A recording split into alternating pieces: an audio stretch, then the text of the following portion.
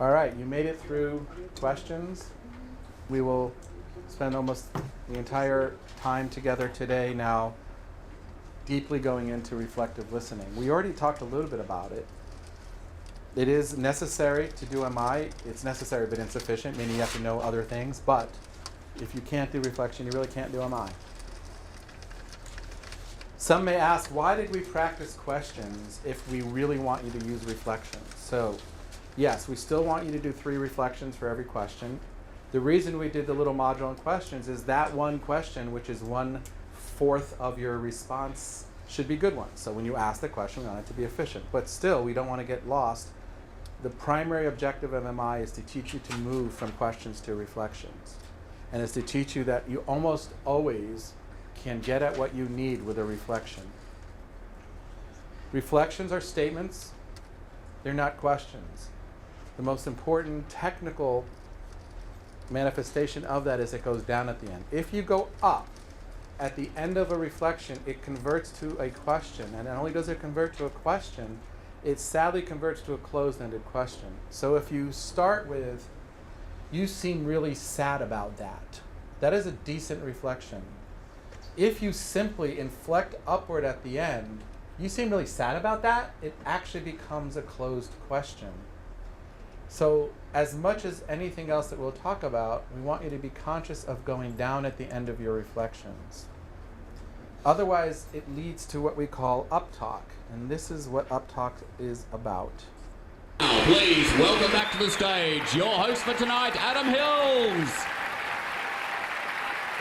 I'm aware that as Australians we do have the most annoying accent on the planet. I'm sure you're aware of what we all do. I'm sure you're aware we all go up at the end of every sentence. Because we're all too insecure to actually make a statement. So we have to make it sound like it's a question. Because we secretly need your approval. Even when it's something serious. Susie got eaten by a shark. I'm afraid there are going to be High Court judges in 30 years' time handing down verdicts just going, I find you guilty of murder. And you know what we do here in Australia? I didn't realise until we went overseas. We ask questions that don't need answering. And how nice was the weather today?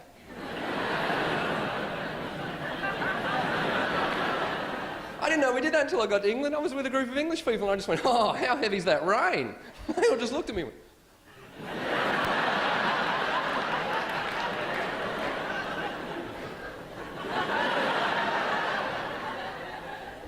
really heavy? I think Jesus might have been an Australian. I think maybe Jesus was an Aussie and we've just been reading his scriptures with the wrong inflection. Maybe Jesus walked out to the Sermon on the Mount and just went, oh, how blessed are the meek.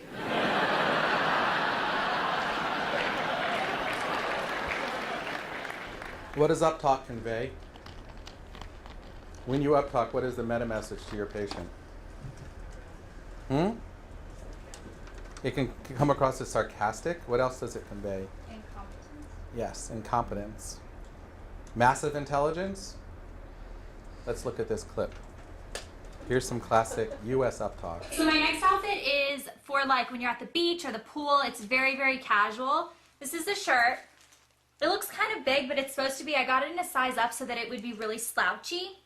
So over like a bright bikini top, that would be so cute. And then I got just a pair of jean shorts. And then I got some jewelry to go with it just to deck it out because it's a very casual outfit. So I would probably pair it with a pair of like really bright flip-flops. And then I got this flower bracelet that's kind of chunky. And I have really small wrists, so I have problems with like bangly things like this because they go all the way down to my elbow. And then I saw this little clutch and I thought it was so cute. I think I'm going to use it as a makeup bag, but that's just because I'm a makeup fanatic. But I think it's really cute. This is what it looks like. But they also had this in pink and black, and I almost bought them in both colors, but then I contained myself and I realized I only needed it in one color. The next thing I got, I'm super, super excited about. I mean, obviously, I'm super excited about everything I got, but it is this dress, and it looks like this. I get really excited when spring and summer comes around and we get to buy dresses again because that's like my favorite thing to wear. I love to just live in dresses. Dresses. So uptalk, in general, either annoys the patient, makes them feel like they're questioned, and does not convey competence. So try to be conscious as we practice reflections to go down and firm. There are some cultures, like in Australia, where the problem is they are worried if they go down, it sounds too presumptuous. Particularly with higher risk reflections, they're scared if I say something like, it sounds like you actually think she deserved it. And it sounds a pretty harsh reflection. It is still far better for both the patient and you to convey that with a downturn, as opposed to going up. So you think she actually deserved it?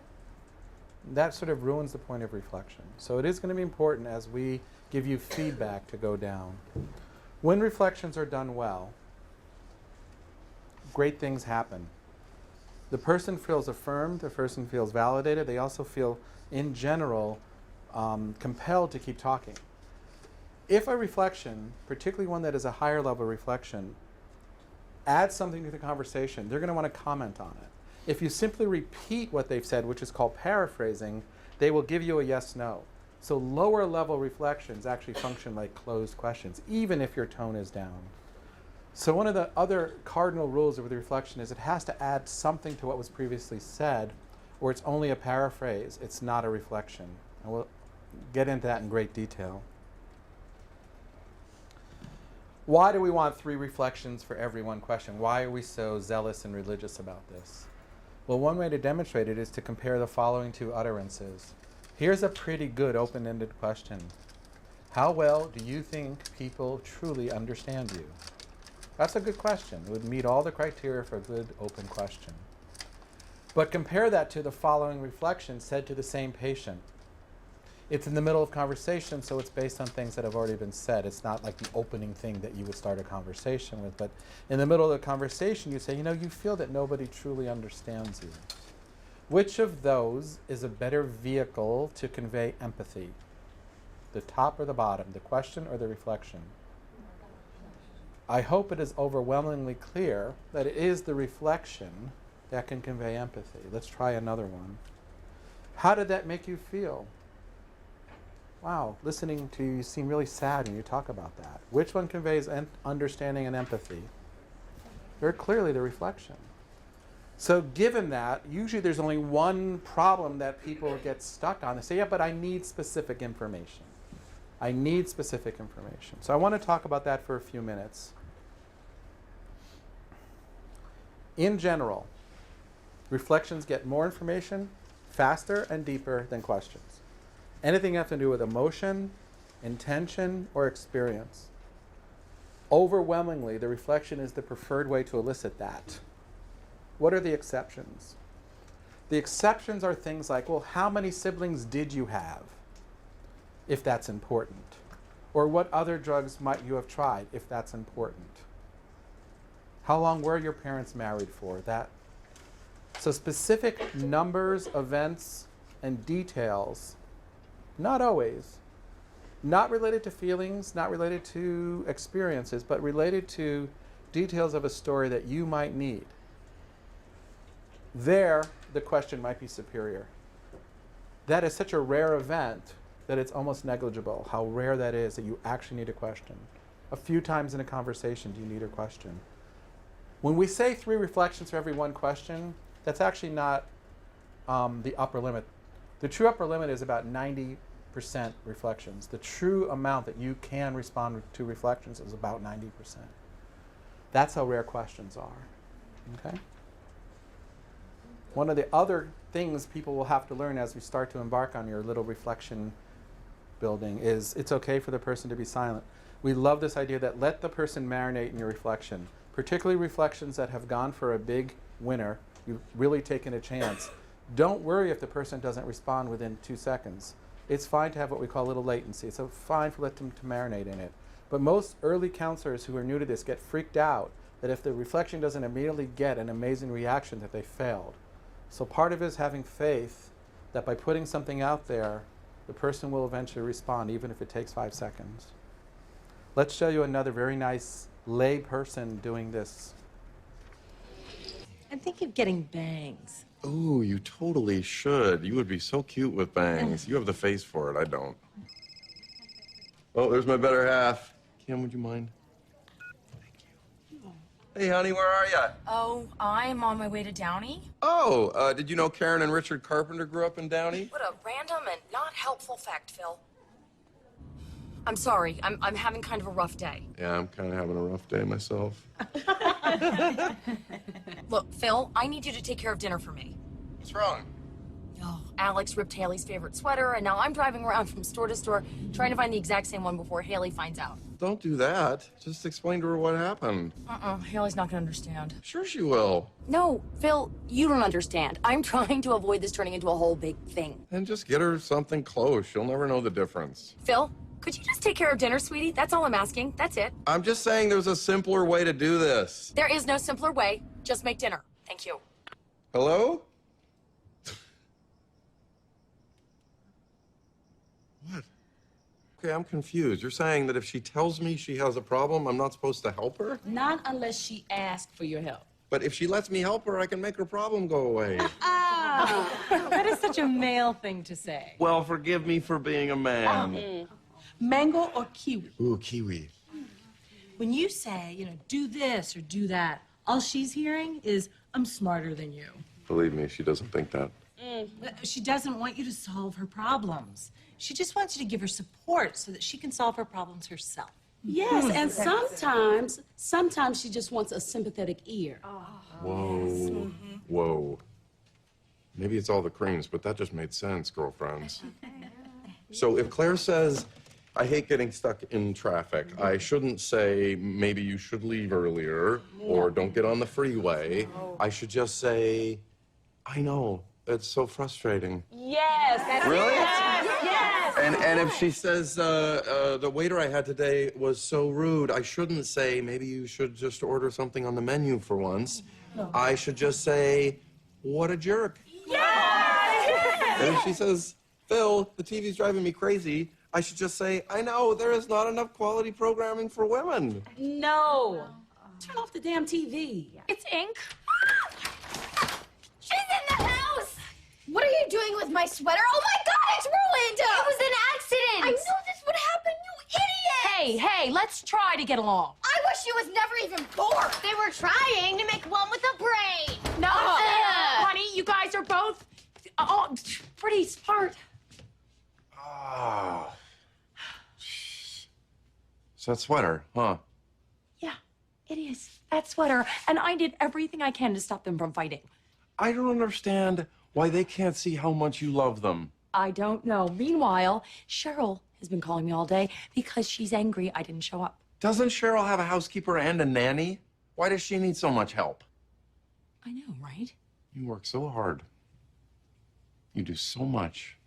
I do. Of course you do. I do. I do. Oh, sweetie, thank you. I really appreciate that. Hey. Gender stereotyping aside, this clip has a couple of nice things to it. A, it gives you the message about don't fix. Sometimes the person will fix it themselves, but first you have to get out of the way and just empathize. I do want to get technical so we don't give you the wrong message. Of the 7 reflections, or 6, depending how you want to count it, all but 1 were actually first and third person reflections. Okay, I is in there and it. Those are actually discouraged. The only second person reflection was the last thing you said. You do so much, don't you? But we don't have to get too much into the technicality. Those are actually not the highest form of reflection, but they did achieve what we are wanting from reflections, which is expressing empathy and agreeing with someone, which is on the larger level what we're trying to accomplish. Part of the goal of reflections is to match intensity. And we have a very interesting set of rules here that you may not have heard before, even if you've done MI. So first of all, let's look at the first match, or in this case, a mismatch. I'm a bit upset with my husband. And you respond, sounds like you hate your husband. So if you want to reframe it for this project, I'm a bit upset with my girlfriend, and you respond, you hate your girlfriend. What's wrong with that in terms of the intensity match? It's assuming extreme. Right. We sometimes call it an overshoot, okay? So you've overshot their emotion. When that happens, it causes something we refer to as the MI bends, B-E-N-Z, bends, B-N-D-S, when you come up too soon from scuba diving. This person was not ready to come up to hate. They're still down here in dislike. This person actually does hate their girlfriend and boyfriend or husband, but you can't bring them up too fast too soon. So the method is to come up a few feet at a time, and like we do with scuba, plateau, stop, get used to that pressure. So what would be a couple of points up from a bit upset? What would be some words here that are a little bit more intense than a bit upset, but not all the way to the point of I hate or you hate? Angry. You're angry at your husband or your boyfriend. What else? Irritated. What would be too strong? Given that we said hate is too strong because of the bends, and we're going to bring them up just a couple of notches, what would be some words that would be too strong? I don't know. I mean, it's always subjective. I would probably say no. Irate probably is too intense. Outraged. Furious. We like pissed off because pissed off we say is the equivalent of tofu. It sort of absorbs any intensity that's around it. So pissed off in certain contexts is you're a little angry. Pissed off in other contexts is you want to kill the person. So we like pissed off because it has the tofu characteristic. Another strategy that we can give you is if you know this person hates her husband or her boyfriend, she's not ready to admit to hate, all you have to do is say, you know what, sounds like you're more than a bit upset. That's a very safe, strategic way to move them higher on intensity without overshooting. So just remember that little trick. You can always say you're more than a bit upset. This we call overshoot. What's wrong with this case? I am furious with my boss. Sounds like you're a little upset with your boss. Laura? Yep, so what's the word for that in psychology? Minimizing. It is minimizing someone's emotion. How do you feel? So I don't know if you guys are with some of it. Think about your either husbands, boyfriends, girlfriends, siblings, and you say, I hate my job. I can't stand working with Rebecca at Hurley. And that person says, oh, it sounds like you had some, little troubles today at work. What does that make you feel like? All of the above. You're denying my reality. It also sort of says you're disinterested in talking about this. So it also sends that meta message. So minimizing is quite insidious. The other term for it is living in the Midwest. Midwest is the highest minimizing zone after the South. So New Yorkers are very open to very intense words. So New Yorkers amongst strangers will say, I want to kill that motherfucker and I've just met you. And Midwesterners, that's really hard to get out of. So Southerners and Midwesterners are far more likely to downgrade their emotion. As we say in the Midwest, oh, it's just a little bit of cancer, it'll be fine. It's just a compound fracture, that's fine. Just have a cocktail, that's fine. All right. So we are far more worried about minimizing than this. In fact, in general, we like you to slightly overshoot. And we'll explain why in a minute. We actually like that you overshoot because most people start out minimizing. They don't want to start out by saying, I want to kill my husband. It's a little weird to start a conversation that way. So most people like to gradually reveal their hand. And by going higher, even though we don't want you to go 10 points higher, going gradually higher brings them closer to their true feelings. So we actually slightly encourage moderate overshooting. We're far more worried about people undershooting or minimizing. And this is going to be critical, so I want to say it slowly and clearly. There's one huge exception to this rule. We said it is good to slightly overshoot feelings. That's true. However, if you want to read the article we wrote about this, it's the one that says change talk in the title. We strongly encourage you when it comes to intention and readiness to go beneath it. So if someone says, I'm thinking about giving up alcohol, we wouldn't say, sounds like you're completely ready to quit. We actually go underneath it and say, sounds like you're thinking that maybe it's time.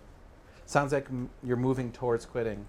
So the rule is the exact opposite for emotion and intention. For emotion, it is fine to go higher. For intention, we strongly encourage you to go lower. That will become super clear tomorrow when we talk about change talk, but I want you to know it now so you don't get shocked, because you said yesterday, Ken, overshoot. That only applies to emotion, not to intention. You'll see why mid-morning tomorrow. One of the things that will be useful, I hope, is a lot of people, when they start reflecting, are worried they're going to be inaccurate. They're going to worry they're going to say it wrong. She was furious and I said frustrated. Oh my God, I misnamed the emotion. She's going to hate me. It turns out that the patient, and we have listened to thousands of recordings, do not get angry if you miss the emotion in terms of the word you choose. What they usually get upset is if you miss the amplitude, meaning you didn't capture the intensity. So it is not the word itself that matters. So the person says they're furious and you say that you are overwhelmed. Those are really very different, but the point is they both capture equal intensity. And usually that's all the person needs to feel heard. So do not feel the pressure to name it head on. When you do, it's nice, and the person will say, yes, exactly. And we do want that response once in a while from our patients. But the more important rule is, as long as you sort of are staying, some people call it mirroring, as long as you stay at the same level of intensity, don't worry about picking the right word. Do not get freaked out that your vocabulary may not be great. The other thing is foul tips, as we call them, when you swing and miss, still are productive in MI. Most of the time, if you are wrong, they will say, no, no, no, doc or nurse. It's not that, it's this. They will very quickly want to correct the story, particularly if you've had a couple of good reflection exchanges and they know you're listening. They are almost universally accepting of your missed reflections. There is almost no repercussions of a missed reflection other than a correction. The meta message to you guys is don't worry about your accuracy, don't worry about the validity of your reflections. It's largely unimportant. Just try to stay with the general amplitude of the emotion. Okay? That will become important, I think, as we move on.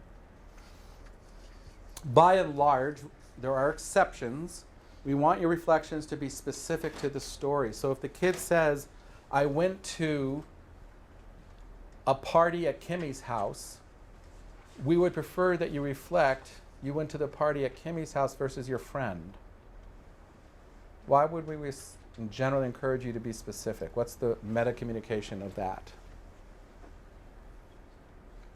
Why do we slightly prefer specific to the general? It communicates I'm listening in great detail to you, okay?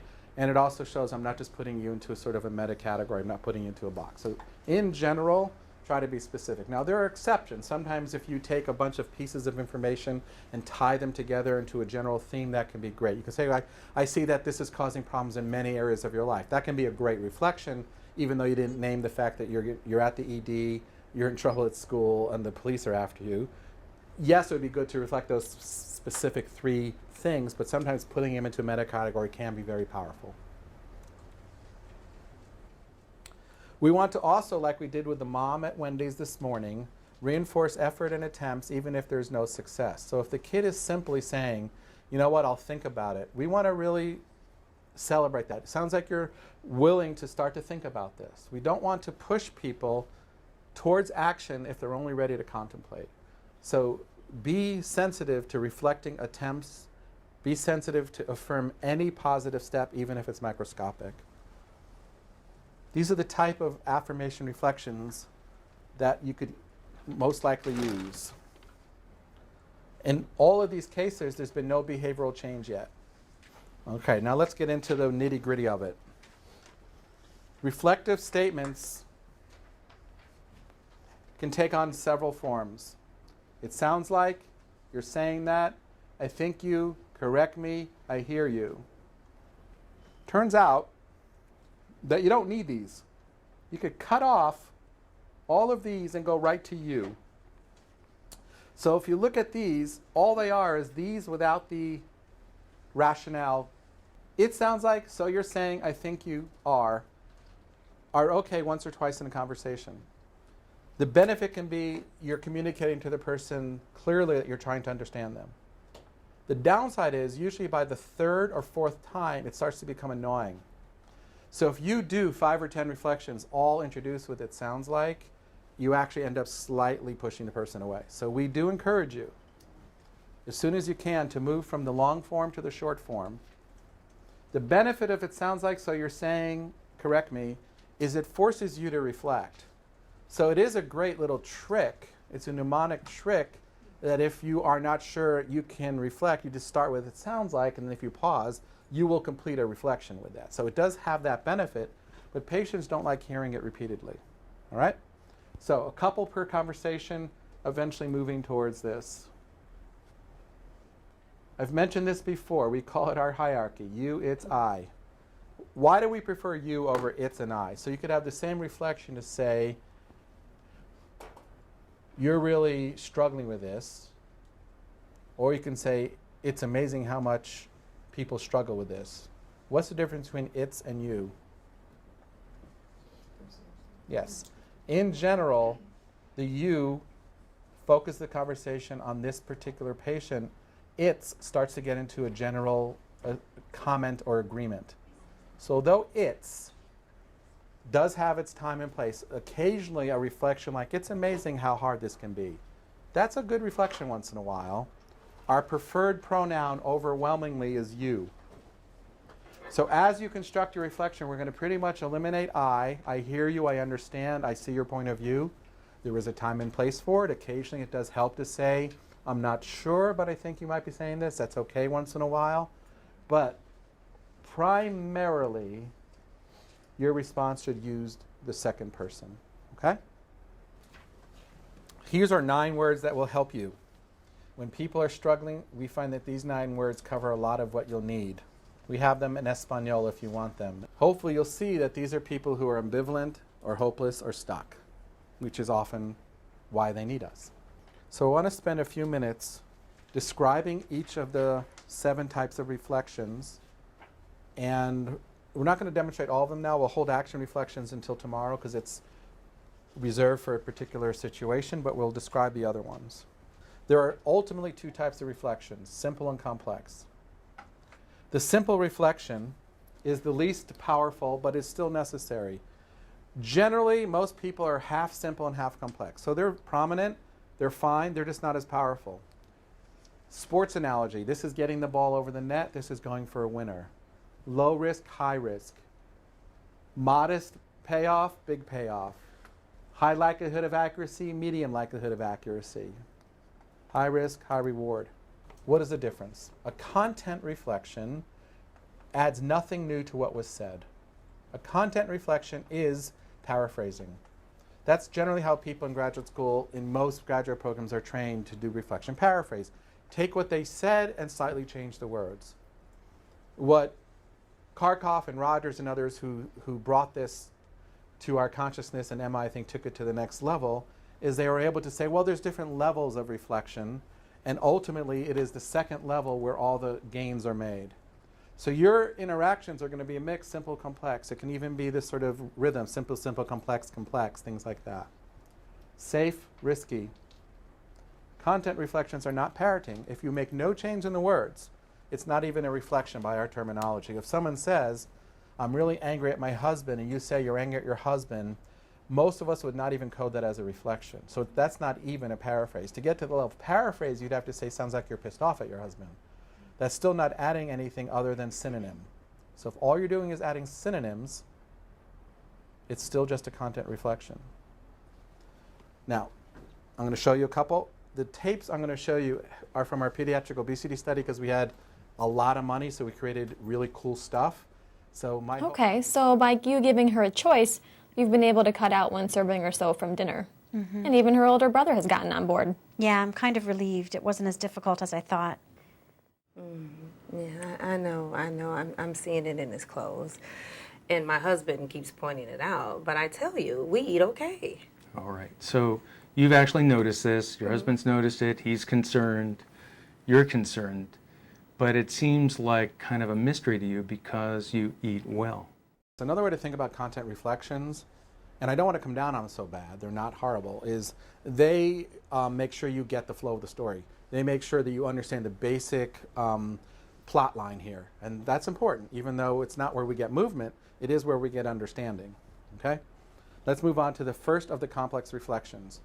The definition of a complex reflection is you have to have inferred something. It can be a minor inference, but you have to have added something the patient has not verbalized beyond changing synonyms or paraphrasing. So here's some feeling reflections. What I hear from you is when he's active, you're happy. Like when he's moving around. Yes, when he's moving around and you he's feel like active, you're I'm being really a better pretty mom. happy. Yeah, I do. Exactly. And then it makes me feel like, you know, I've let her down, like, you know, I'm lazy or something because I've allowed her to watch so much TV. And, you know I haven't been the best role model in that area. And, you know, it just makes you feel really bad, you know, because you're their mom, you know. So you're disappointed in your role, and you feel like being more active might be good for both you and Janice. Double-sided reflection. Anyone want to guess what this has in it?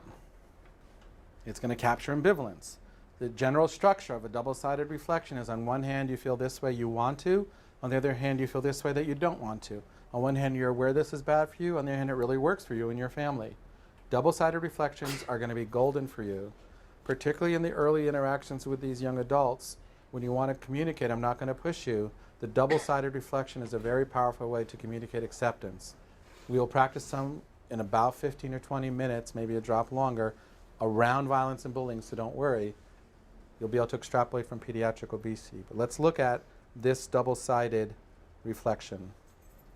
I mean, she's a little big for her age. I mean, she's 6, but sometimes people think she's a little bit older. But, you know, I don't want her to look too skinny, though, because I think people like that look unhealthy.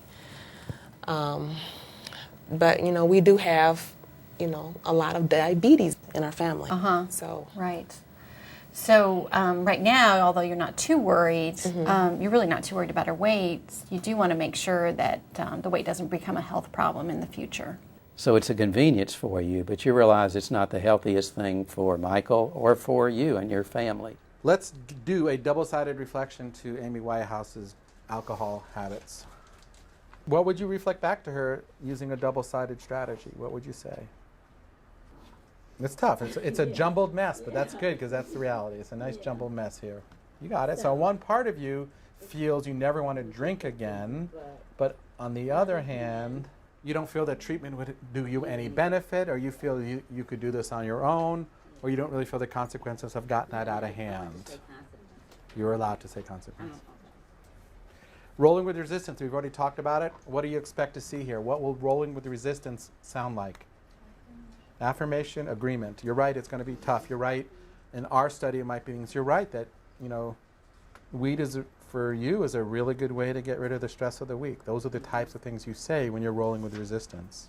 Well, a regular day would be after school.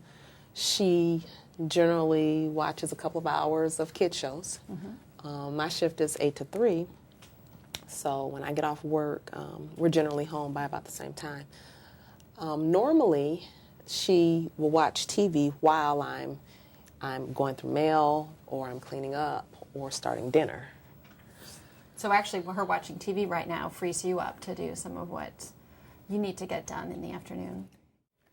You see, that's really hard because it's fast, it's cheap, and he loves it. I mean, with our busy schedule, it sometimes just seems easier to run and pick up Burger King most of the time.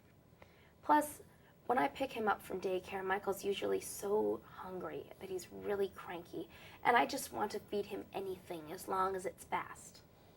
So he's really irritable when you get him and you want to get something in him quickly. Right. She said no, she didn't want to do it alone. She didn't want to do it with me. That sounds like a difficult one to Yeah, get lost. it's really hard. Like I said, I'm almost to the point where I'm just going to tell her, you're going to do it anyway. Rolling resistance reflections often manifest like, oh, sounds like that's going to be really hard for you, or sounds like that behavior really works for you, or it sounds like you're really scared, or this is going to take a lot of energy. Those are the typical general structures of rolling with resistance. I've mentioned the amplified negative reflection. I refer to it as our nuclear weapon. It is a fantastic thing when all else has failed and your participant is in the yes but spiral of death. Okay? Before I use the pediatric obesity example, which is not as powerful as addiction, I'll give you a classic version of this from addiction. A smoker says, listen, my grandpa smoked till he was 80 and he was hit by a truck.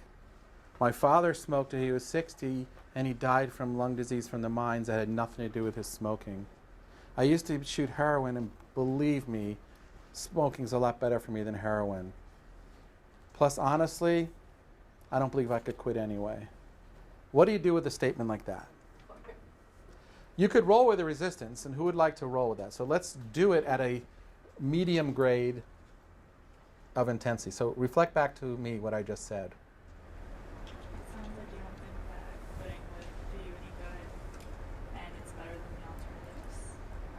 Good.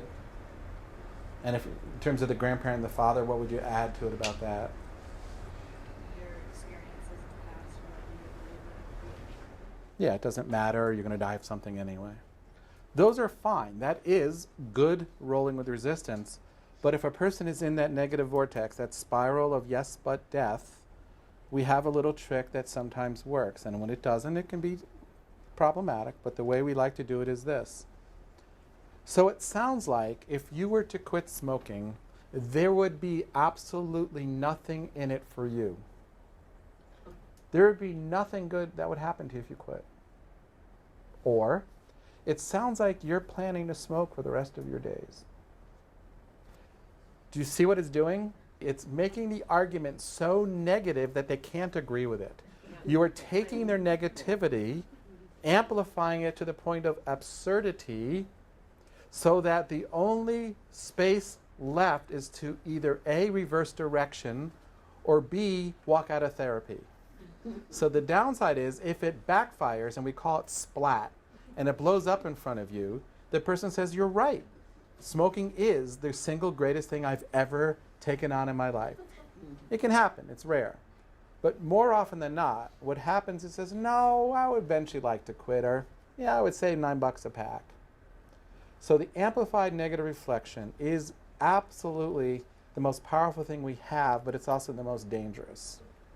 The danger happens if it is perceived as sarcastic or snarky. So if you say, oh, so for you, smoking's just been all good. You see what happens? That's not what we're trying to accomplish. Oh, so if you were to quit, everything would just be, it would be even worse. Sarcastic. So what you have to be able to do a good amplified negative is to use that innocent bewilderment voice. We refer to it as Lieutenant Columbo. Does anyone know who he is from TV? I'm a little bit confused. It almost sounds like if you quit, there'd be nothing in it for you. So it can't be sarcastic or snarky, but it has to be forceful. And it's a really fine line to walk. Who can think of an amplified negative reflection with one of your kids? Your study, I think, is begging for it, because in general, young adults are the masters of yes but. So, who would like to voice an amplified negative reflection that is stripped of sarcasm, Dr. Philness, and snarkiness? So either think about the substance use or the violence. Pick one of the two. Let's start with substance use. You have someone who's denying that he or she has any problems, yet they just had a car accident that was caused by being intoxicated. Yet they're saying, I don't have a drinking problem. Amplified negative, so make it so absurd that they can't agree with it. So your understanding is that the car accident that we're treating now was 100% unrelated to your drinking. Okay? Yet be careful, so easy for that to migrate into snarkiness. Sounds like you have complete control over your drug use right now.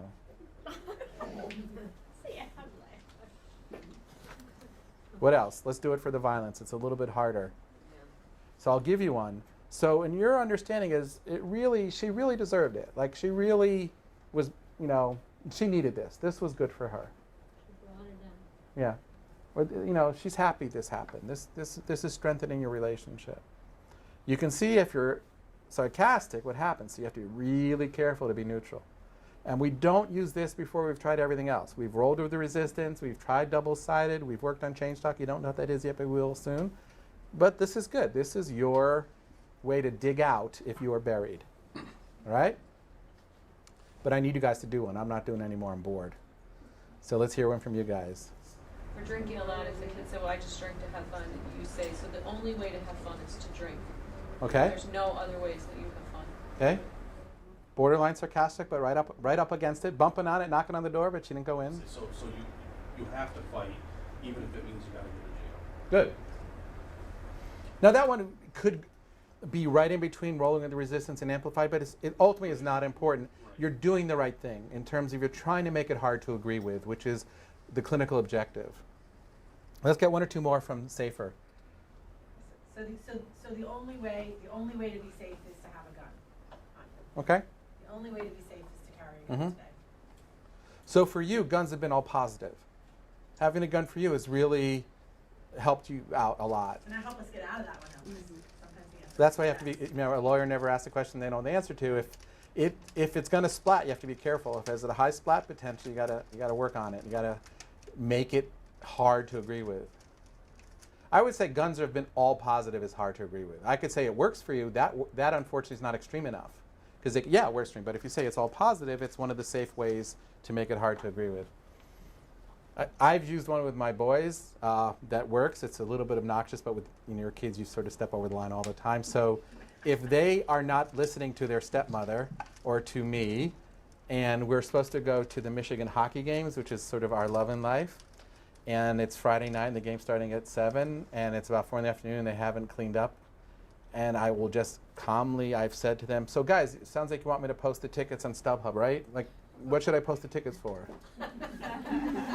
That's an amplified negative reflection. It usually does bounce in the other direction. Rooms get cleaned. Let's get one more from Safer. Something like, so your life is exactly how you want it to be. Yeah, it sounds a little bit like Dr. Phil to me, or maybe I'll upgrade it to Oprah, but it still sounds a little cliche. But yes, you're in the right realm. Yeah, you're really happy with with the direction of life. It's just so easy for them to migrate into sarcasm, and that's why we're so careful. I think that was fine, and you don't have a sarcastic tone to you, so I think it's all right. Well, and they've probably heard all of those renditions of the Oprah and Dr. Phil, Yes. so we want to sound different Yeah. to them. So here, That's where I'm struggling. and this is where I like specificity. The problem with some of the generic psychobabble is it sounds like TV sound bites, whereas if you're very specific to your, having that 45 on you has really been all positive for you. So the specificity rule really comes into play here, because you put them into that negative category. It sounds like it ain't working for you. It sounds like, you just need to be you. That stuff, I think, has platitude potential, which we don't want. All right. We'll come back to this during a couple of our exercises. Now let's do, when we do the omission reflection, one of the little tricks is, it's interesting you haven't said. I'm going to use that almost certainly in the 2 exercises I'll demonstrate, one today and one tomorrow. I will almost always be able to include this. Oh, it's interesting you haven't talked about your mother. Or a very interesting case is if someone is telling us about whether or not they want to have kids, and she's just talking about, my motives and my fears, I might say, it's interesting you haven't mentioned your husband.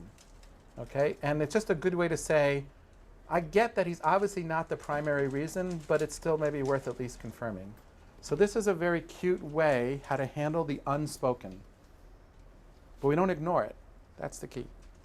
We just put out a hypothesis about what is going on.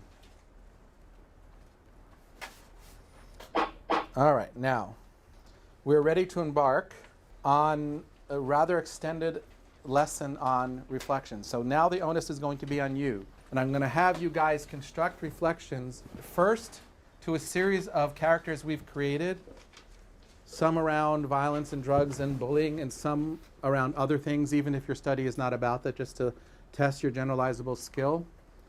So let us start with this case. And I want you to do something that I will only ask you to do once, and that is I want you to start with a bad reflection. I said a bad reflection paraphrases without adding, repeats without inferring. I want you now and just once to give us a bad reflection. Sounds like you want to quit smoking because you don't want to have another heart attack. Yeah. You have absolutely added nothing. That was horrible. That was pathetic, Tiffany. That was absolutely brilliantly useless. Thank you. But you get, in honor of you, an opportunity to have a crack at a good one. So now your handcuffs are off. create a good one? It sounds like you're fearful of trying to quit smoking because you've had a heart attack in the past. Okay? But on the other hand, you you recognize that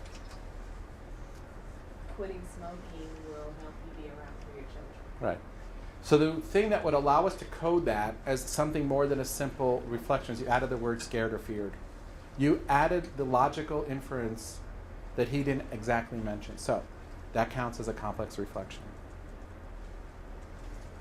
Okay? So these are, they're not amazing. There's very little to go on, but they're slightly different than the first one where there's nothing new and you're sort of ignoring the emotion. You're glossing over the more important content. With that in mind, I'm going to start with a few from cigarettes. I know that's not the focus of your project. There's a reason why we want to start with this, and it will become clear soon, I hope. So let's start with this one. Reflect. Complex where possible. It could be double-sided. It could be feeling. It could be anything preferably than content, but even that's better than a question. You feel overwhelmed with everything that you have going on as well. Good. Overwhelmed is good. It's from the 9 key words. What else could you say here?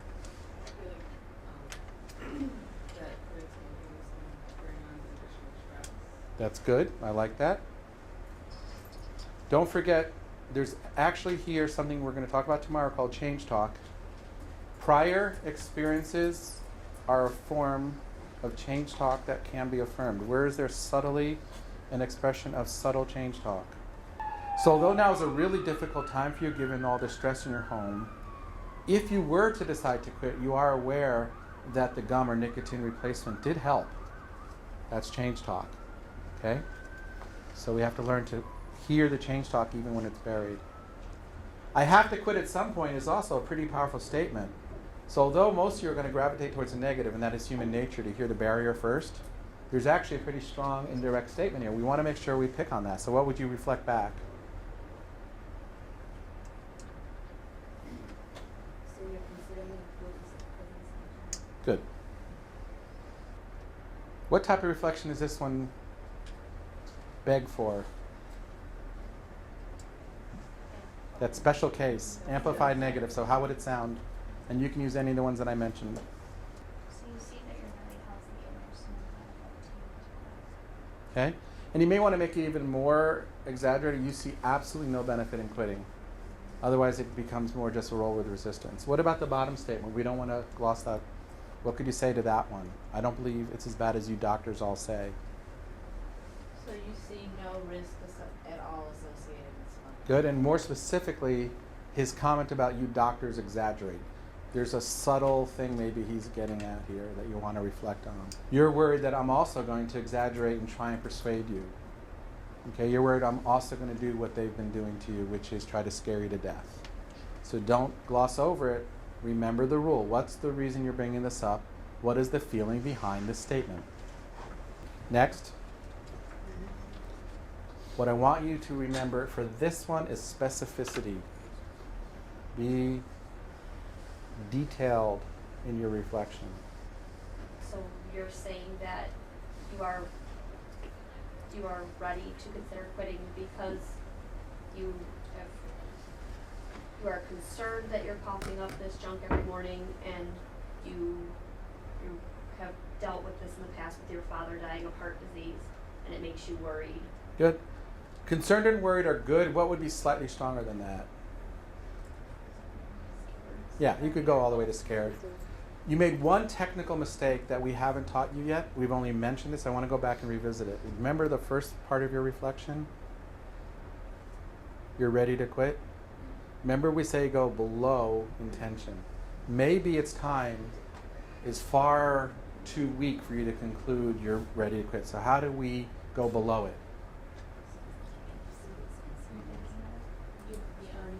You're starting to think that maybe you're thinking that it's almost time. You're thinking that it's starting to catch up with you. So just be careful. When you overshoot intention, it creates reactance. That is a rapport breaker. Okay? You didn't know, so don't worry, but it was a good way to work that into the conversation. Nothing to do with smoking or your project, but a very good, difficult case from our Black church studies in Atlanta and Flint. We actually did churches up here too for this project. It was a colon and rectal project, any of you know, called Body and Soul. So we did it in about 9 churches in Flint. Who wants to try and reflect to this one? We hear a version of that from the kids with violence, so I think we can. Do you feel hopeless in getting strength? Okay. Second of your 9 words. You've worked in 2. If you can work in all 9, That's my training. a buzzer goes off and you get a prize. What else could you say to this one? Sounds like they're powerless. Yeah. She's powerless, hopeless. First, though, generally we want to affirm. So this is a case we want to go back to one of the rules of affirm. What would be something positive you can say that would start with an affirmation? You have a very strong relationship with God. Spirituality is a big part of your life. You put a lot of your faith in God. You make a lot of your decisions based on Scripture. These are all fair, accurate affirmations because we're about to blow her apart with a very strong amplified negative, so we want to first pat her and say it's okay. So this actually might beg for an amplified negative. We actually used it in this case, and it worked. The amplified negative was, so according to your understanding of Scripture, which is very important to you, you believe that God asks absolutely nothing of you when it comes to managing your health. There are no expectations on you as a Christian to contribute to your health. And quickly she said, no, I didn't mean that. My body is God's temple. I still have tremendous responsibility. So she flipped very quickly. Okay, and she did not get angry at that reflection. If you're a Christian Scientist, the correct answer is you are right. So luckily in the South, seriously, we don't have a lot of that. All right, so let's get to your near and dear topic. So thank you to those of you who contributed to these. I modified them slightly, so if you see your words have been edited, that's my fault. Let's reflect back any of the forms of reflection. Just agree with him. Just roll with it. Just repeat back what he said with slightly different words. So as difficult it is to, in effect, endorse these beliefs, that is what is required in the opening response to most statements like this. The opening response should generally be to agree with it, even if it may come out from you with some difficulty. If you wanted to afflict the comfortable, rather than just comfort the afflicted, and you wanted to try something more amplified, how might it sound without it approaching your snarkiness? How do you keep it in that neutral yet challenging tone? So the fighting between you has never gotten out of hand. So it sounds like all these fights have been in the category of sort of minor. Let's keep going. So you're lucky you've never hurt her. Very good. Now I would probably call that rolling with resistance versus amplified, but that it's unimportant to make that distinction. It's a very good reflection. He's clearly implying that. It's never gotten serious. That's certainly implying he's never harmed her, or at least by his definition. Good. Very nice. Well, you were really hurt when you found that text message on your boyfriend's phone. Keep going. Keep going.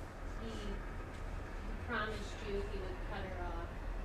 He lied to you. Good. Now there's another thing. It led to a fight, which it's fine that you didn't pick up on every aspect of the story. That's called a summary reflection when you pick up the whole thing. But those were 2 very good, clean reflections of content. Who would like to add maybe the thing about it got heated? How would you incorporate that into your story? You felt betrayed by your boyfriend once again. Now finish it. So you got upset. Yeah, and you guys went at it. And things blew up. He pissed you off. Finally. Tofu. Did you want to say more? I think I cut you off. Yeah. That's a good reflection. The reason I like that is what she's done is she's added new words and a slightly logical extension of liar. You can't trust him. It's a very nice way to understand what do we mean by an inference. The reason I like that one is you didn't have to be a rocket scientist. You didn't need 9 PhDs to say you don't trust him. But that's exactly the type of reflection we're looking for. We're not looking that you guys have to be prophets or soothsayers. It's simply what's a logical extension of he's a liar, he cheats, well, you can't trust him. Very good. So I want to start getting into this comment. I mentioned it once. We want you to sometimes think about poetry and narrative and to be creative. We don't want your reflections to sound like David Chappelle imitating a white person, if you know what I mean, if you've ever seen his imitation of the white newscaster. If we're too waspy and too detached, our reflections will not work in this population. So we want you to be far more creative if you can, okay? So let's add a little funk to it. So at school, you have it together. But there's this one girl that you absolutely cannot stand, and when you two get together, shit goes down. I'm not saying you have to say it that way, I'm not saying you have to curse, but you, as a counselor, have to feel the license to get poetic. Or the kid's gonna feel you're too detached, and they're not gonna necessarily connect with you. So we're not asking you have to speak like you're from the street, but on the other hand, it's okay to make a narrative that's not literal. Right? It's a fine line, but try and be somewhat poetic. With that in mind, who would like to come up to this case with a slightly more poetic reflection or narrative reflection? So you know how to hold it together at school, but when you see this girl that you can't stand, it's hard for you to do that. Yeah, good. That Outside felt of more school. organic. It's good. That's what we're looking for, a slightly more narrative version. It's harder, and you have to have a little bit more confidence in your ability, because now we're asking you to do two things. We're asking you to understand and paraphrase, and also to build an alternative narrative from it. It's not easy, but we'll get it. Anyone, you don't have to be part of Safer Teens to join in. You feel like you have to stand your ground to get respect. Good, You have to protect your reputation. good. If you let that stuff stand, you're going to be perceived as weak. So you had to assert yourself and put her in her place. Yes? No? Even though you know better, this guy pushed your buttons by picking on your little sister, you had to defend your honor. So that's beautiful. That sounded like a natural, organic narrative, not this David Chappelle imitating a white guy. It's very good. Anyone else want to try this one? You can tolerate her a lot, but not someone going after your little sister. For you, that's the limit. Now there's also change talk here. This is a powerful way to reinforce our primary emphasis tomorrow is we are not trained to listen to change talk. I started this morning maybe around 9 o'clock saying we have to install in you a filter to hear these fragments because we get buried in the negativity. There's a really powerful change talk component to this.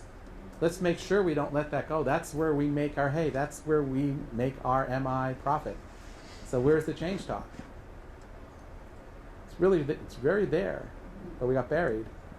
You realize that fighting is not the solution, protecting from the start. I said we're still missing a piece of the change talk. You're good. We haven't fully exploited it. Barriers are allowed, benefits are encouraged, every possible.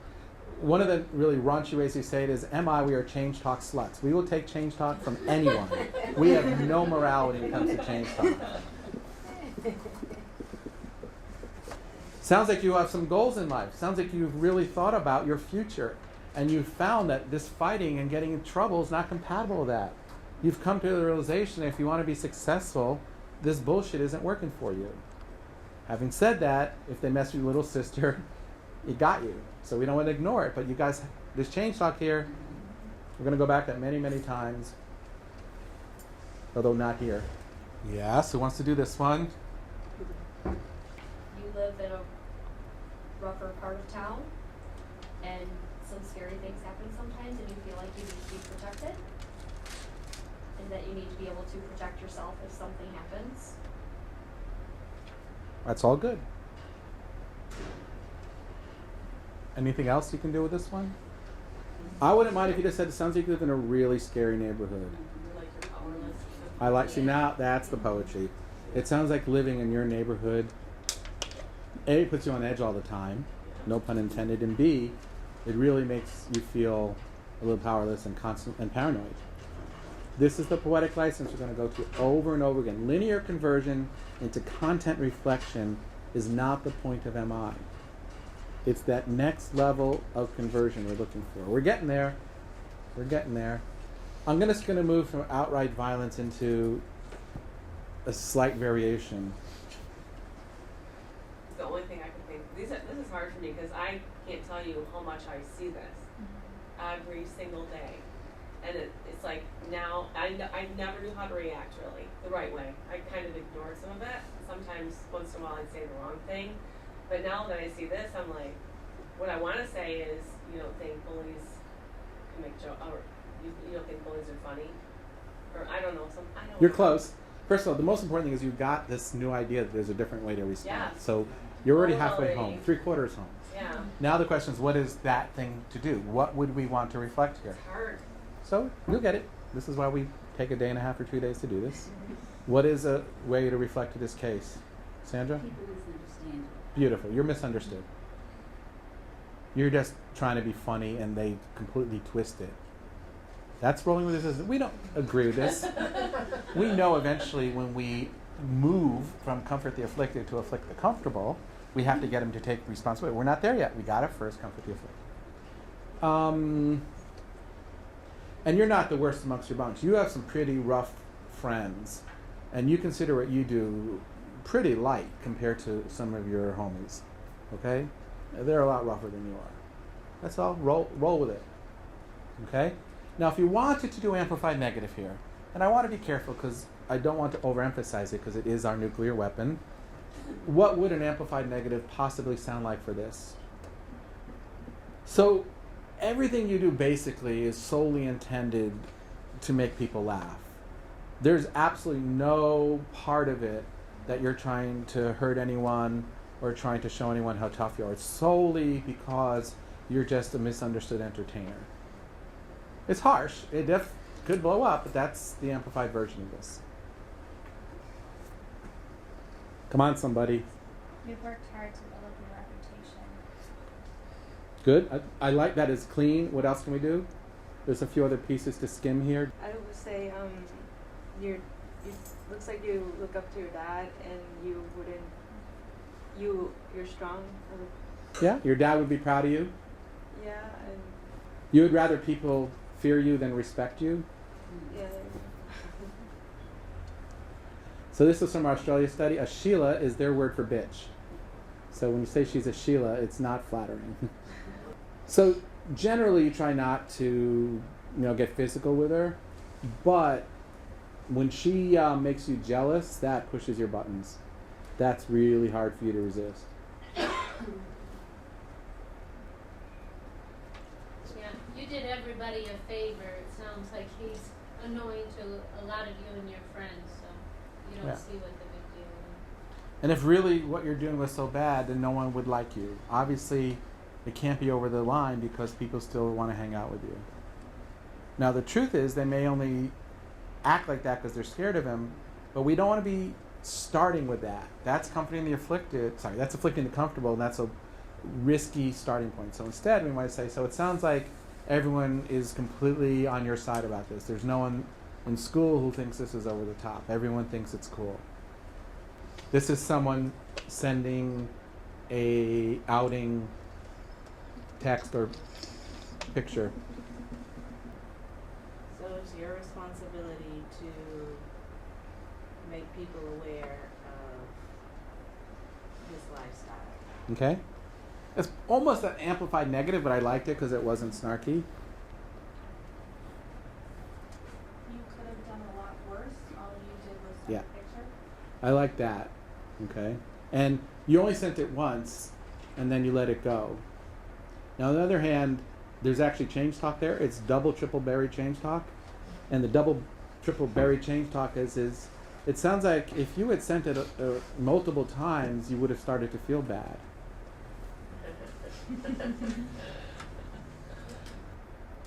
just can't control yourself when he comes around. Good? That gets it. I think that works. All right. Let's do some substance use, and then we're going to stop with these, and we're going to do an exercise in real life, in real time. All right, so let's do a couple of substance use ones. And I know we don't have a lot of meth up here, I had asked, but meth still makes a wonderful case. You could substitute any drug for it. Ready? You are feeling overwhelmed and Finish it, but you get your point. You get your point. You're feeling overwhelmed and just not equipped. Good. What else? That's perfect. You hit the high intensity, high amplitude feeling. What else could you say to this one? There's some change talk because there's been attempt without success. We don't want to miss that. How do you handle that? You struggled a lot to try to make changes in your life, and it's been the hardest thing you've ever done. Beautiful. I mean, that's just a beautifully clean, complex reflection.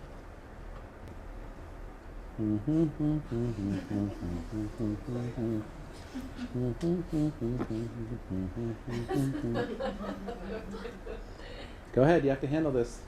It's harder because it's so short. Having fun is a really high value to you. Good. You really like intensity. When you party hard.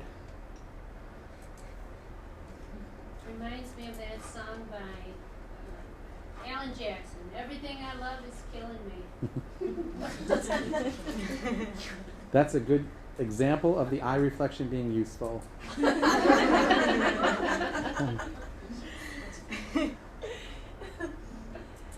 I want you to be my counselor.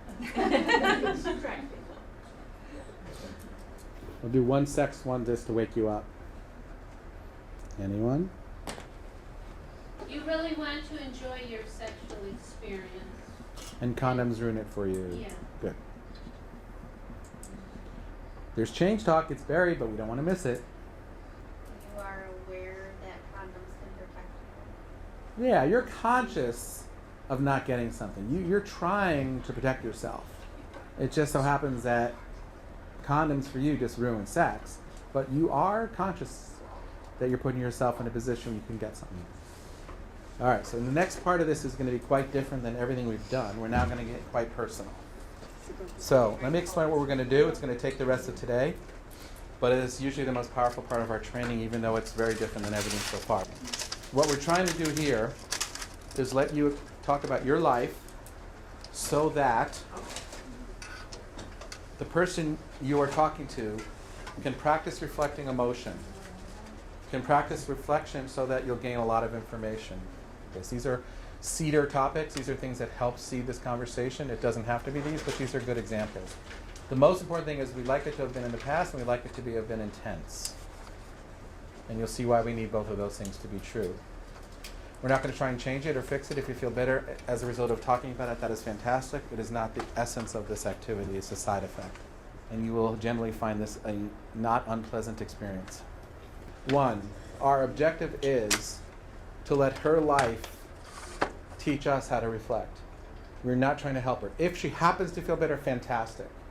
It happens a lot, but our primary goal is to, as the trainee, trying to learn how to reflect emotion. Number 2, we do have to all pledge. I'm not going to have you sign anything or raise your hand, but Lisa's never brought up outside this room, nor is any conversation you have ever talk about outside this room. While we're in the room, we're welcome to ask anything probing to your partner, but please never bring it up again. Let's talk about each of the phases for a few minutes. Today, we have, for the most part, focused on this. We've been mostly in the explore phase. The primary objective of the explore phase is to comfort the afflicted, which is roll with resistance, affirm whatever their fears are, drain the swamp of negativity, get a quick sense of how they got here. Okay, so in the case of the ED study, it would include sort of saying, no, why are we here today? Tell me a little about your history. Is this the first time? Tell me what your thoughts are. There's no attention here towards change. It's almost solely building rapport and understanding their story. What is your typical encounter length in your study? How many minutes? 30. 30? So if it is a 30-minute encounter, we would probably think about 10, 10, and 10. Okay, it doesn't always work out so perfectly, but you definitely want to spend, as we say, measure twice, cut once, 2/3 of your time before you cut, and we consider this the cut, make sure you get the motivation. All right? So these are the 2 why phases. This is the how phase. Today, basically, that last activity was entirely for this purpose. Tomorrow, we're going to start on this. So tomorrow, we're going to start to afflict the comfortable. Still got a few more things we have to do to learn here, so we'll practice tomorrow double-sided reflections. But here we're going to get into building change talk. You will notice that the second phase takes a very different feel to the first phase. In the first phase, it's all about acceptance. It's all about reflecting with empathy, rolling with resistance. As we move to the guiding phase, we're going to be much more manipulative. It's not a mean word, but we are going to be really very seriously pulling for change talk. We're going to be fishing for it. We're going to be searching. We're going to shine lights on it. We're going to yank on it. We're going to do anything we can to dislodge it. We're going to do it with a series of strategies, the 0 to 10 rulers, the values clarification, and the strengths or self-affirmation activity. If this goes well, and we have enough change talk that the person you feel is going to commit to some change, even if it's tiny. Tiny change could include, I'll think about it, I'll look at the price of joining the gym. Or in your study, well, I'll think about maybe drinking less, or I'll think about talking to my friends, or I'll think about not carrying my knife. Even if it's just a commitment to think about it. That is what we refer to as obtained commitment. If that has happened, then we go into the third phase. We are going to spend less time on this in our time together. So we are going to almost exclusively focus on this. I'll just touch on our version of this briefly. Before we let you go, and you did a good job, you survived, we want to get at a few things. We want to get at what is your take-home message so far. So if you ran into a colleague who couldn't attend today, what would you tell them? And secondly, what are you most scared about doing this at work? What is it right now that is most intimidating or disorienting or incongruent with your style, personality, or culture? So one positive thing about your take-home and one or two fears you have about this. I think I'm gonna make somebody mad because I talk too fast.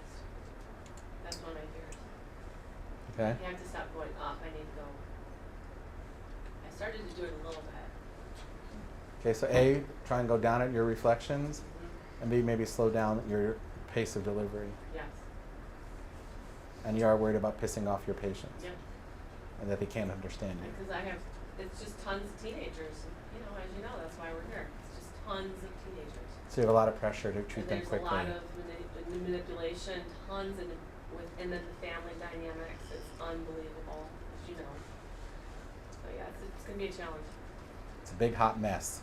Every day. So it's very chaotic in there, and you feel pressure because you have so many cases. Right. And the parents around doesn't help. No.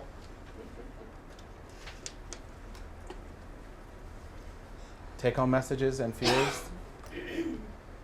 What would you tell your friends if they said, I did this training? But also, right before Lauren said that, she said, everybody in the ER should do this. She was very excited about Honestly. the attention. Well, nobody knows how to do this. That's what I feel. Every room that I go in that have the child that comes in this type of a crisis, no one knows how to ask those questions. And I've gotten to that point too, but I learned it when I was in nursing school, and it's gone. It's gone out the window. Yeah. So I think this would be something, a mini version, or everybody anybody that takes care of anybody in the ER should be doing this. The only thing I disagree with you is why limit it to the ER. Well, I agree. Anyone who works in healthcare. Right. Because crisis mode is more and more normal, Good. more the norm now. So the most important thing is the fact that you get that means you have a deep understanding of its power. If you see why you want like all your colleagues talking this way, it means you see the benefits. That's good. I am noticing how the reflection elicits the same content as a question. Or better. Or better. So I think, and I did notice when I was in the therapist with Ollie, I was doing much better at just doing reflections with questions, even just noticing that. And then I guess the fear is like, I tend to, like when I was reading the scenarios, to pick up more on the feelings or motivations than I do the change. Yep. You're normal. Most people don't see it right away at the first pass. It's that additional filter. It's like a type of light that you can't see unless we filter it for you. Other thoughts, feelings, reactions? Sometimes we talk about what they're not doing, that's still a positive, even if we can't find one that we think will say, I'll praise him.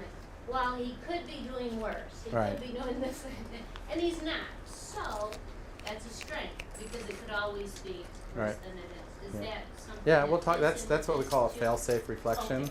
Okay. It's like Okay. yes. We're hoping generally you'll have more than that, but yes, that's your last resort. Is it could be worse. The other one is at least you're here talking to me.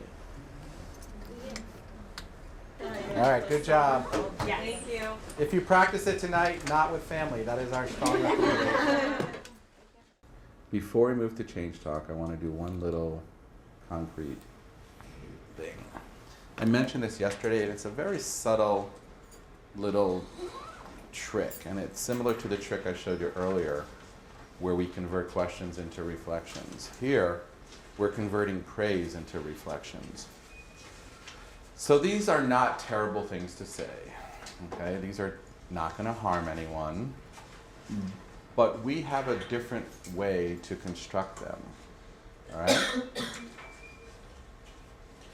Who would like to guess how, from an MI perspective, we would restate these?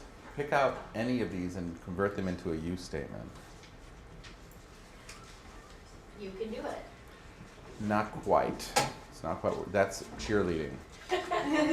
Okay? You're a cheerleader. There we go.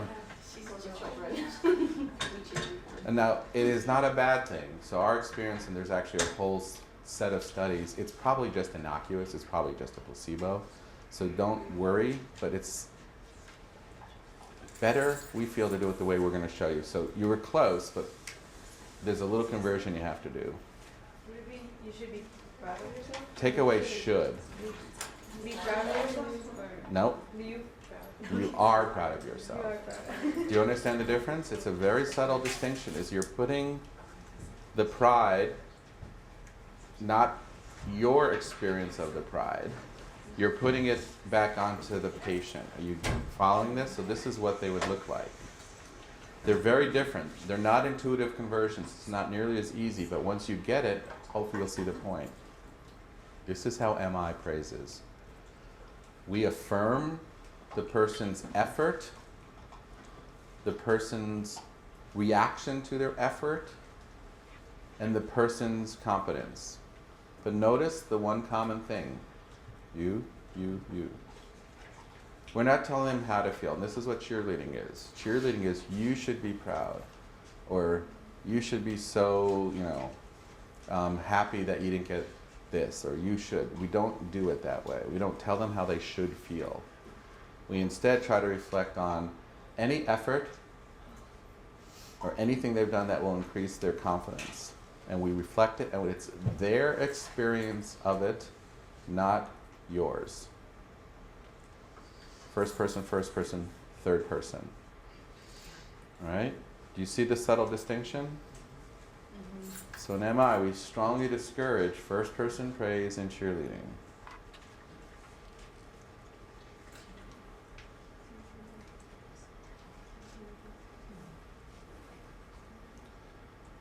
So let's see if we can practice one.